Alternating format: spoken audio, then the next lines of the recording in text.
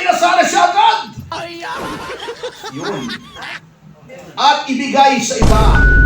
Di ako kasama dyan sa mga flood control scandals na yan. And in fact, ang sabi mo, ako nga ang nagpa-imbestige. Sinasabi mo yan constantly to your mouthpiece.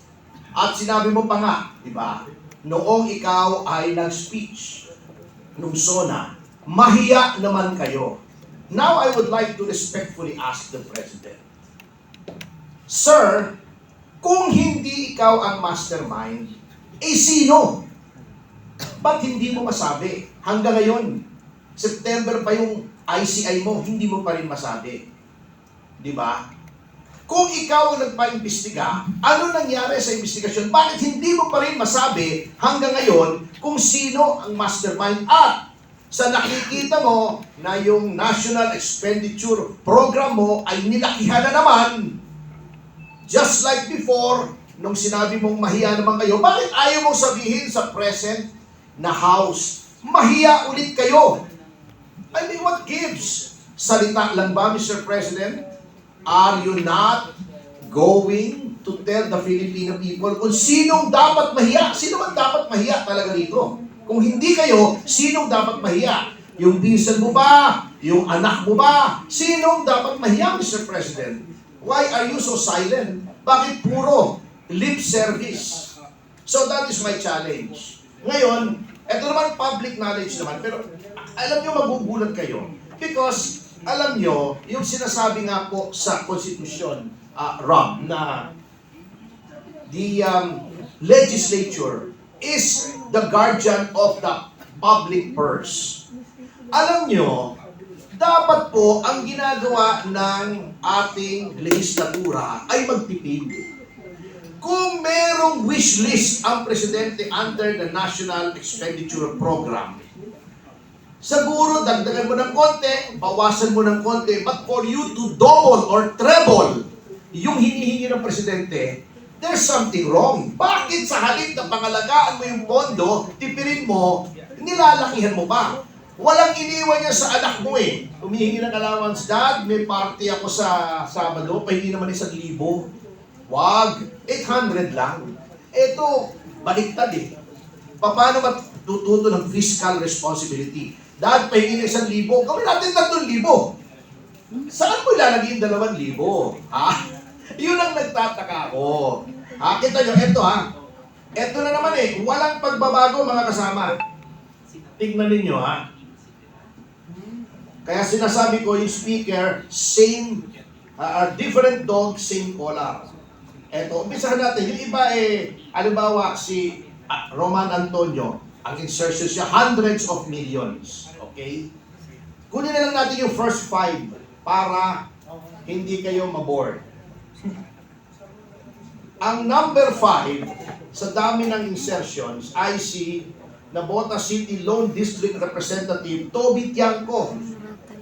Ang hiniling lamang sa NEP para sa NCR niya, yung kanyang distrito, ay 362 million.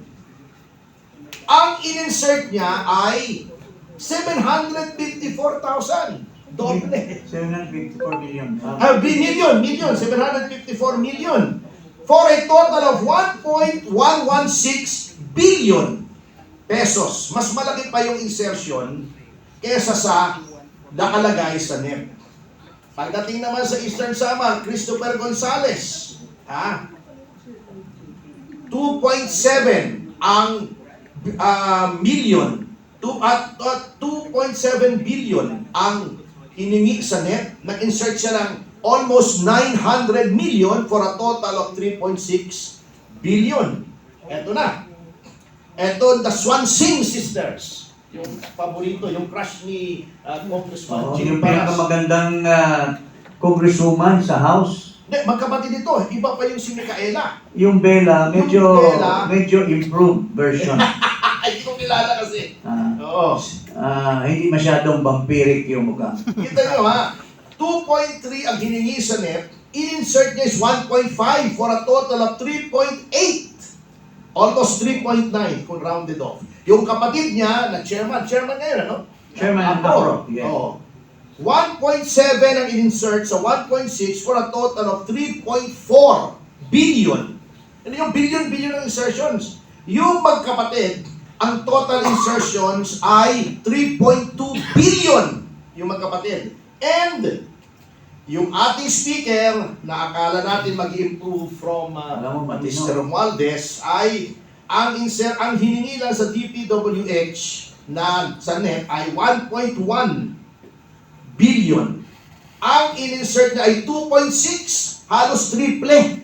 Tinriple niya for a total of 3.783 billion pesos. Yan ba ang reform budget? Yan ba ang nahiyang mga tao? Hindi po sila nahiya. What are we going to do with this?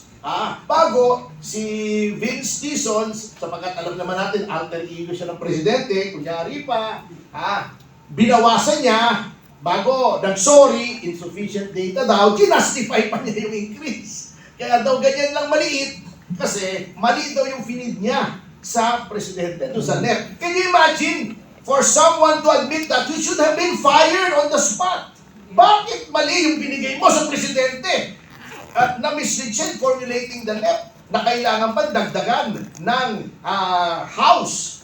Can you imagine ang pinaglolo mo tayo? So yan po sinasabi ko. There seems to be no hope.